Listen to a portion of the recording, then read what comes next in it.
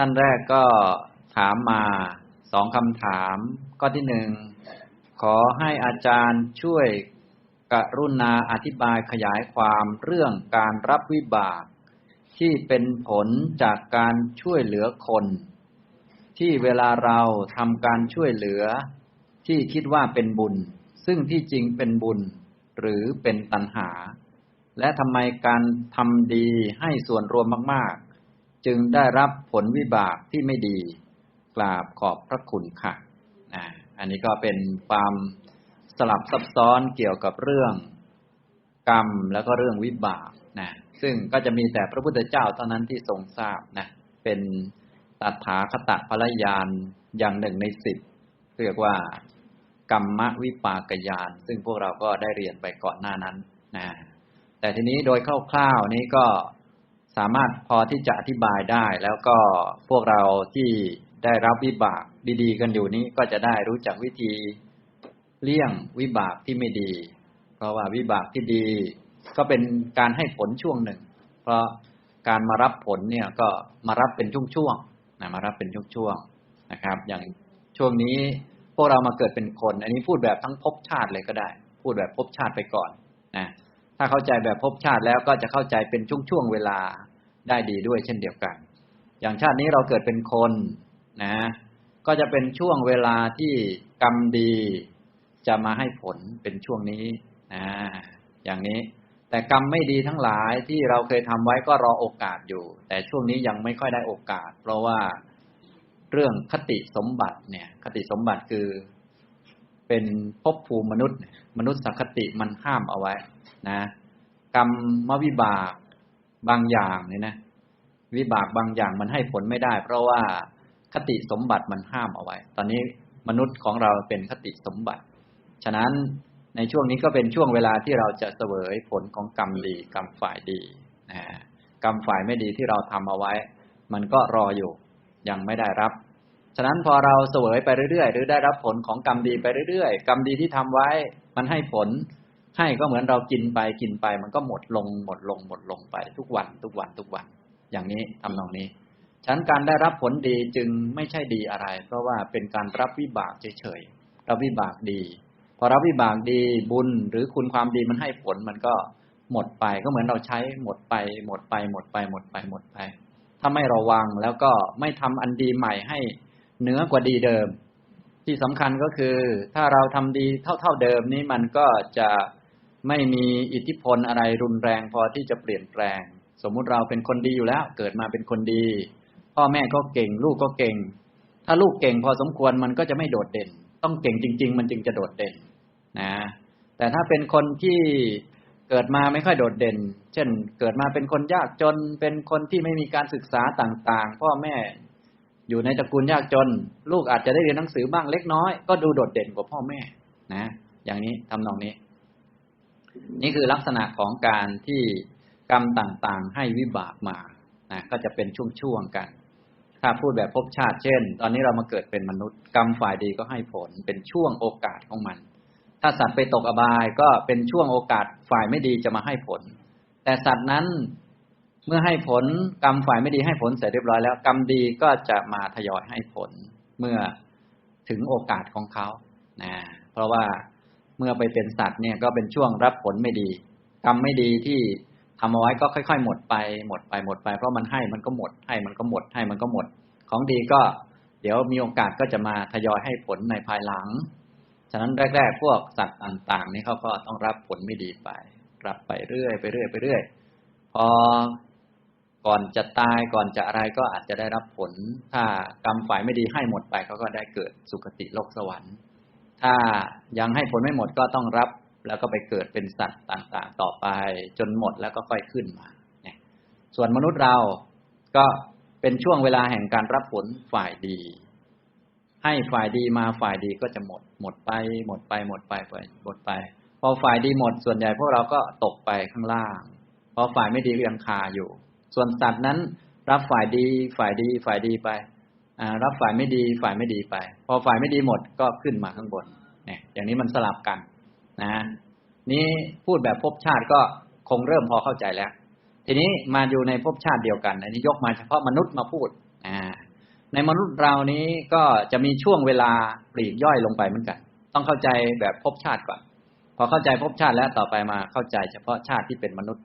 ในมนุษย์เราก็จะมีช่วงที่เศษกรรมฝ่ายไม่ดีนี้มาให้ผลเช่นตกยากลำบากอย่างนี้พอให้ผลไปถ้าทนรับผลไปเรื่อยๆแล้วมีศีลมีอะไรเป็นต้นเมื่อฝ่ายไม่ดีมาให้ผลฝ่ายไม่ดีเป็นไงหมดไหมหมดแล้วฝ่ายดีก็จะมาให้ผลแทนไปเรื่อยๆนะก็สลับกันบางคนนี้ฝ่ายดีมาให้ผลอยู่ฝ่ายดีมาให้ผลโดยมนุษย์โดยมากก็ฝ่ายดีก็จะให้ผลโดยเฉพาะคนที่เกิดมาตระกูลสูงตระกูลร่ำรวย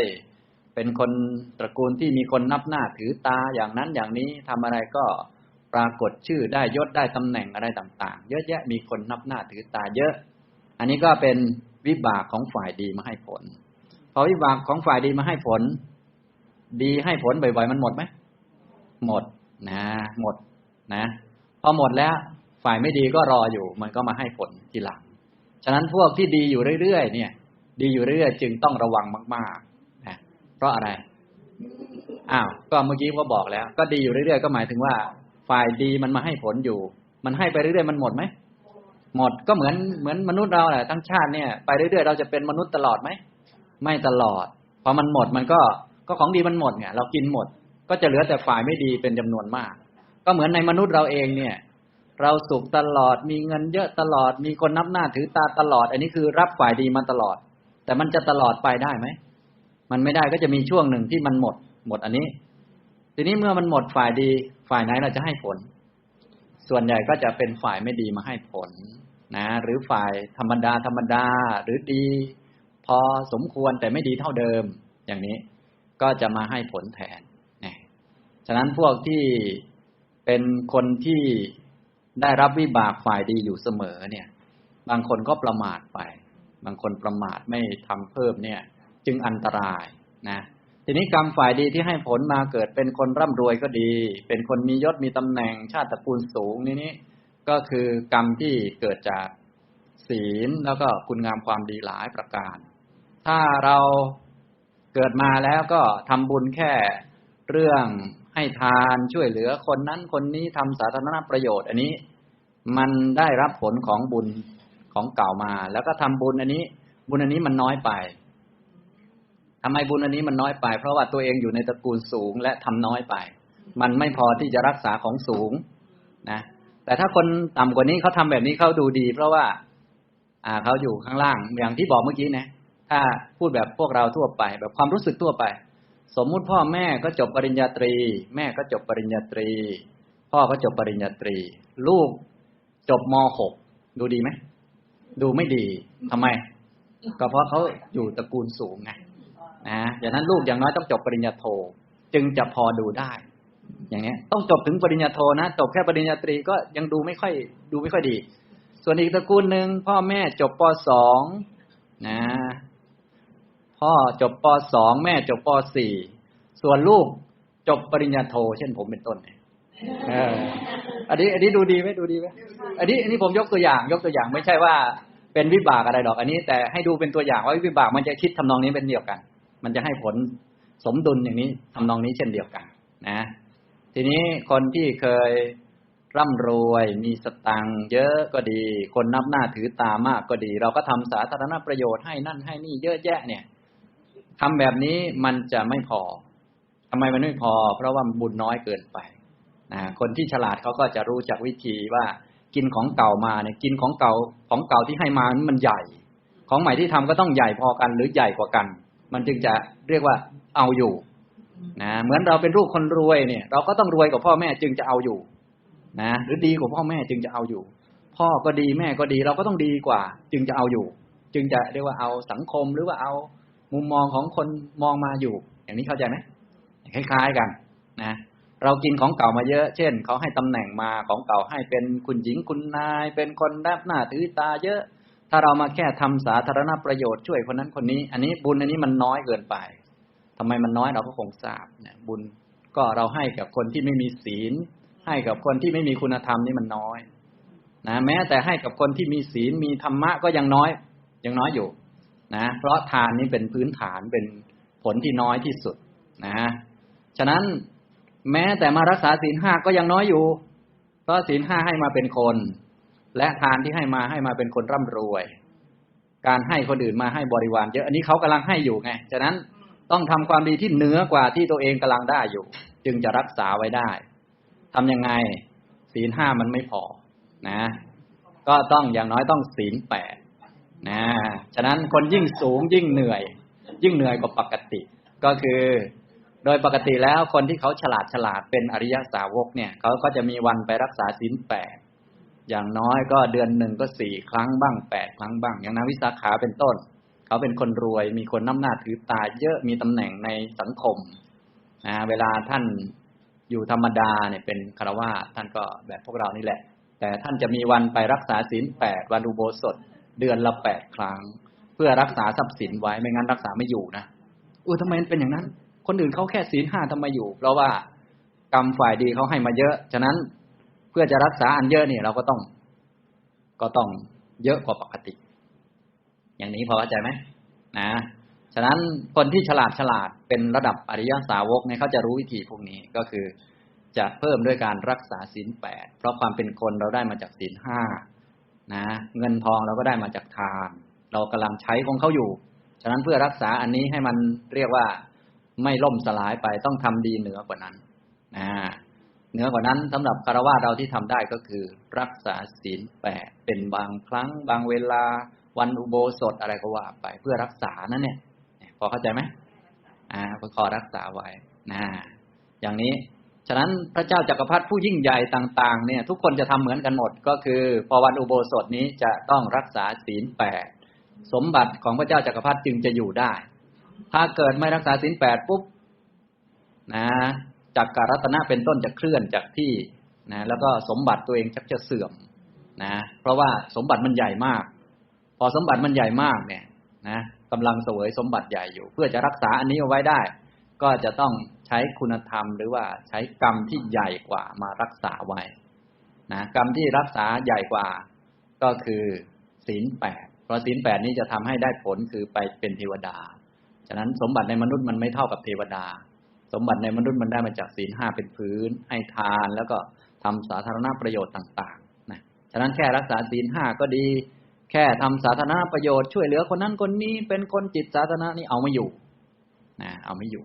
พอเข้าใจไหมอันนี้จึงต้องรู้จักนี่บอกไว้สำหรับคนเคยรวยและคนกำลังรวยอยู่จึงต้องระวังไว้ถ้าแค่ธรรมดาทำบุญธรรมดาเนี่ยพอถึงเวลาเนี่ยจะหนักกว่าคนธรรมดาเพราะว่ากรรมฝ่ายดีเขาให้มาเนี่ยใช่ไหมให้มานี่มันไม่ใช่เหตุนะมันเป็นผลนะเรากำลังกินอยู่เรากินหมดนี่นะของหมดเนี่ยไอ้กรรมของดีมันหมดมันเหลือแต่ฝ่ายไม่ดีเยอะอยู่นะมันก็ต้องอันตรายกว่าปกติคนรวยโดยมากก็จึงว่าเวลาที่สบายก็สบายจริงๆจังๆแล้วก็พอไม่ได้รักษาศีล8ไม่ได้ทำนั่นทำนี่ก็ดีเวลาป่วยจะเอาไม่อยู่โดยมากจะเป็นอย่างนั้นถ้าเราสังเกตดูพวกที่มีอำนาจเยอะๆลูกน้องมากๆเนี่ยยิ่งถ้าเป็นคนไม่มีศีลด้วยแล้วพอแก่ตัวลงอะไรลงจะเป็นยังไงครับลำบากแล้วก็ทุกข์ทรมานกว่าคนปกติหลายร้อยเท่าทีเดียวอย่างพวกที่เขาทำสงครามพวกอะไรต่างๆในอดีตอย่างนี้เป็นต้นก็จะลำบากมากอะไรมากนี่ทุกข์เยอะนี่ก็ถ้าเราช่างสังเกตเราก็จะมองออกยิ่งโดยเฉพาะรู้เรื่องกรรมพอสมควรก็จะพอเข้าใจหลักเหตุผลแต่จะรู้จริงๆนี่มันไม่ได้เพราะว่าอันนี้เป็นญาณของพระพุทธเจ้าจึงจะอย่างทราบได้นี่เราพูดในแบบเหตุผลก็คือของไหนที่กินบ่อยๆใช้บ่อยๆมันก็หมดเหมือนตอนนี้เรากำลังมีสตังค์อยู่ตลอดอันนี้แสดงว่าเรากำลังกินของดีอยู่คือดีกับไม่ดีมันคู่กันเรากินแต่ของดีถ้าเราประมาทไปไม่รักษาเนี่ยมันก็หมดแล้วถ้าเรารักษาเท่าเดิมมันอยู่ไหมมันไม่อยู่เนื่องจากว่ากำลังการรักษามันน้อยไปก็เลยต้องใช้สิ่งที่มีกำลังมากกว่านี่พอเข้าใจไหมครับพวกระดับพระราชาผู้ยิ่งใหญ่เช่นพระเจ้าพิมพิสารอย่างเงี้ยเขาก็จะเพื่อการรักษาก็จะต้องรักษาศีล8ไว้ในวันอุโบสถท่านอนันทบิณฑิกเศรษฐีนางวิสาขาก็จะรักษาอุโบสถพวกพระเจ้าจักรพรรดิก็เหมือนกันถ้าเราอ่านในพระไตรปิฎกถึงวันอุโบสถก็จะต้องรักษาศีล8แล้วก็จะต้องมีกุศลกรรมบท10ประการต้องมีคุณธรรมเหนือกว่าคนธรรมดา ถ้าคุณธรรมน้อยหรือเท่ากับคนธรรมดาเช่นศีล 5เหมือนคนธรรมดานี่จะรักษาสมบัตินี้ไม่ได้เพราะว่าสมบัติมันใหญ่ไปคือเขาให้มาของดีนะเราก็ต้องรักษาเยอะกำลังต้องมากกว่ากำลังก็คือคุณธรรมหรือว่า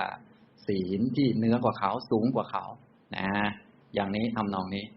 ฉะนั้นในโลกแล้วถ้าอยู่ในมนุษย์และเป็นคนเนี่ยก็สูงสุดก็คือศีล 8นั่นเองเป็นเครื่องรักษาอย่างนี้ฉะนั้นถ้าทุกท่านที่ได้รับผลของดีอยู่ทุกวันนี้ถ้าแบบว่าแก่กว่านี้จะได้สะดวกสบายบ้างเบาใจบ้างอะไรบ้างหรืออื่นๆนะเพื่อจะรักษาไอ้พวกนี้ไว้จะได้ไม่ลำบากมากเกินไปก็อย่าลืมพากันเข้าวัดแล้วก็รักษาศีล 8เป็นประจำนะสรุปแล้วก็คือถ้าเราสบายพอสมควรแล้วถึงเวลาคิดว่าคงจะใกล้จะหมดบุญแล้วก็ไปเป็นแม่ชีซะนี่พูดภาษาเรา